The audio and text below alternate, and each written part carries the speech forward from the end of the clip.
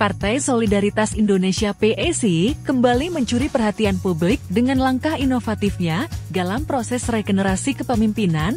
Dalam upaya mewujudkan konsep partai super terbuka, PSI membuka pendaftaran calon ketua umum ketum tanpa batasan lama keanggotaan. Artinya, anggota baru sekalipun memiliki kesempatan yang sama untuk mencalonkan diri sebagai ketum, selama memenuhi syarat dukungan minimal dari 5 Dewan Pengurus Wilayah DPW dan 20 Dewan Pengurus Daerah DPD.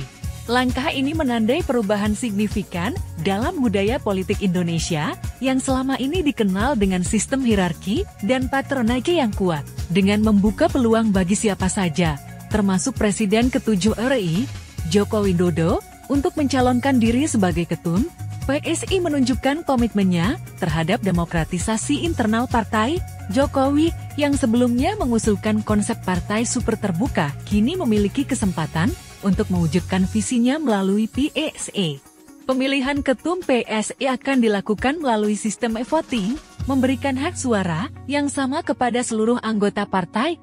Proses ini dijadwalkan berlangsung hingga 18 Juli tahun 2025 dengan pengumuman pemenang pada Kongres PSI di Solo pada akhir Juli.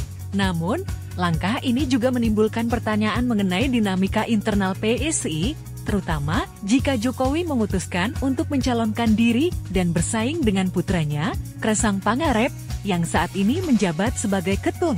Situasi ini bisa menjadi ujian bagi PSI dalam menjaga integritas dan independensi partai, serta menghindari kesan sebagai partai keluarga. Terlepas dari potensi dinamika tersebut, langkah PSI membuka pendaftaran ketum secara terbuka merupakan terobosan dalam politik Indonesia.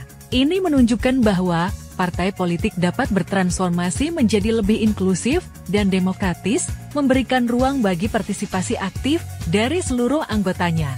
Langkah ini dapat menjadi presiden positif bagi partai-partai lain di Indonesia dengan memberikan kesempatan yang sama kepada semua anggota. Tanpa memandang lama keanggotaan atau latar belakang, partai politik dapat memperkuat legitimasi dan kepercayaan publik. Namun, keberhasilan sistem ini sangat bergantung pada transparansi dan integritas proses pemilihan.